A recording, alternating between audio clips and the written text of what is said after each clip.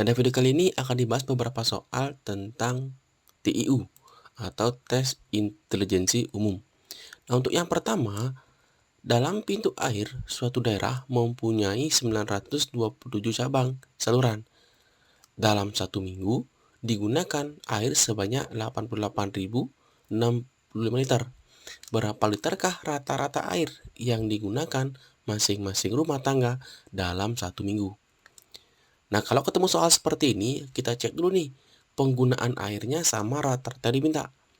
Karena rata-rata yang diminta sama penggunaan airnya sudah sama, satuannya minggu, maka bisa kita cek langsung nih, di mana rata-ratanya itu didapatkan dengan cara biasa adalah jumlah data dibagi dengan banyaknya data. Banyak data. Nah, nanti semisalnya antara keluarnya air itu berbeda dengan rata-rata yang diminta, misalnya keluar airnya ini per hari, maka nanti silakan jadikan harinya seminggu dulu, atau sebaliknya. Nah, sehingga karena udah sama nih ya, satuannya minggu, maka langsung kita cari jumlah datanya. Di sini adalah jumlah air yang keluar dalam satu minggu, yaitu 88.065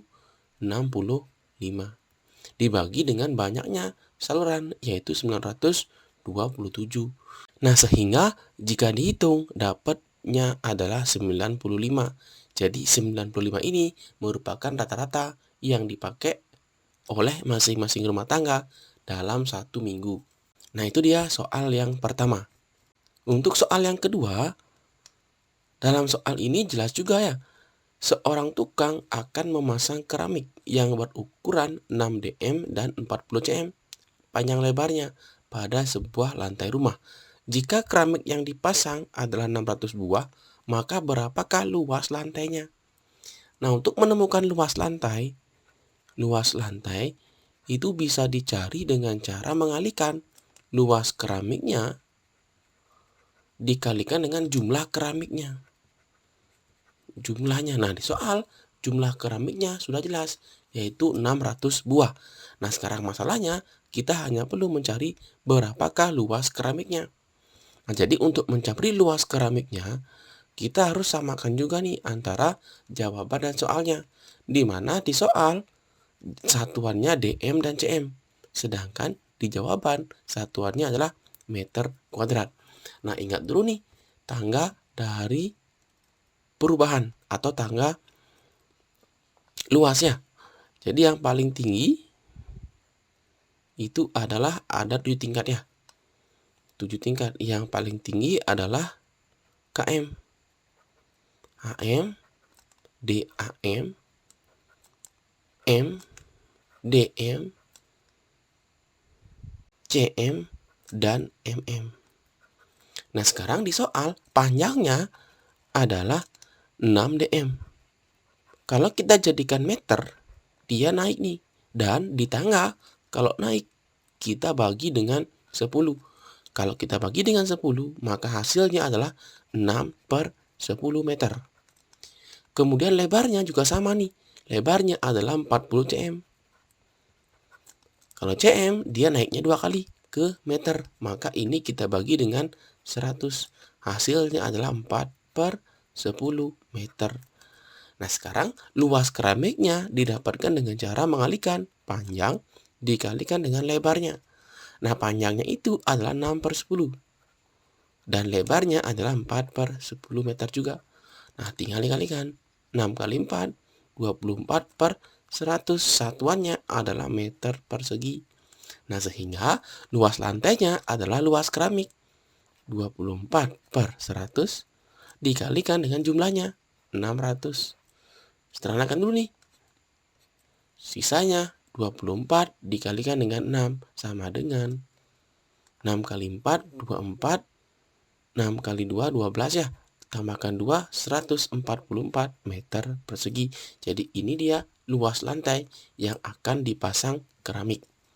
Nah, jadi intinya di soal ini kita harus bisa menemukan pengkonversian dari dm ke meter agar nanti kita tidak perlu mengubah hasilnya lagi, dan hasilnya ini akan langsung menjadi satuannya meter persegi. Nah, itu soal yang kedua. Untuk selanjutnya, kita ambil soal yang ketiga. Nah, di sini dalam soal ada seorang petani yang membeli beberapa ekor sapi seharga 6 juta. Jadi 6 juta ini adalah beberapa ekor sapi.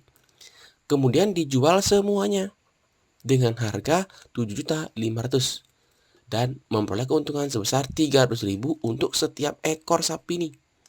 Maka berapa ekor sapikah yang dibeli dan dijual oleh petani tersebut? Nah, untuk melihat berapa sapi yang terjual itu bisa dilihat dari keuntungannya. Nah, ingat dulu, untuk mencari untung itu didapatkan dengan cara harga jual dikurangi dengan harga beli. Nah, di soal jelas sekali harga jualnya adalah 7.500.000 dan Pak Tani membeli seharga 6 juta. Nah, sehingga keuntungan totalnya didapatkan dengan cara mengurangi aja. 7,5 kurang 6 juta adalah 1.500.000.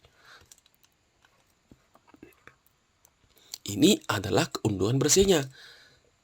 Tetapi keuntungan ini adalah untuk semua sapinya, semua sapi. Nah, tetapi di soal untuk keuntungan per ekor sapinya adalah 300.000. Nah, sehingga untuk mencari banyak sapi tinggal dibagi saja.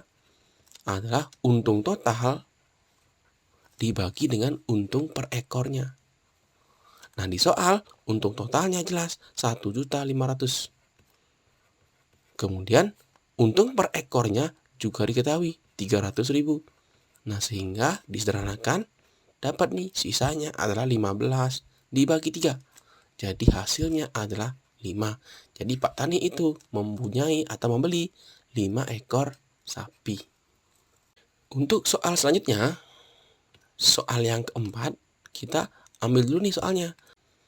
Pada soal nomor 4, diketahui seorang buruh pabrik mulai bekerja pukul 8 dan berhenti pukul 21.00. Jadi dia mulainya pukul 8.00 dan dia berhentinya pukul 21.30. Kemudian diketahui pula ia beristirahat selama setengah jam. Jadi di sini dia istirahat selama setengah jam atau kita ubah ke menit jadi 30 menit. Setengah jam. Nah, kemudian batas jam efektif dia bekerja selama sehari adalah 8 jam. Dan selebihnya dianggap lembur. Berapa jamkah kelebihan? Atau di sini kita anggap lemburnya. Lembur buruh tersebut. Nah, di sini untuk mencari lemburnya kita cari dulu total jam kerjanya dia. Total kerjanya. Nah, total kerjanya itu bisa didapatkan dengan cara mengurangi waktu berhentinya dikurangi dengan waktu mulainya. Nah, di sini karena dia istirahat, maka waktu berhentinya kita majukan sebanyak dia istirahatnya. Nah, istirahatnya dia selama 30 menit.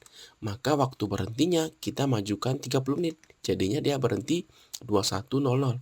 Atau boleh juga ya, waktu berhentinya dikurangi waktu mulainya, dikurangi waktu istirahatnya. Nah, di sini karena angkanya bagus, kita langsung aja kurangi antara jam dia berhenti dengan berapa lama dia istirahat. Jadinya itu adalah dia berhenti pukul 21.00 dikurangi 08.00. Nah, bagus angkanya. Jadi tinggal dikurangi 21 kurang 8, 13. Jadi dia bekerja selama 13 jam. Dan lemburnya dia dapat dihitung dengan cara totalnya dikurangi dengan jam efektifnya. Nah, dia bekerja total selama 13 jam.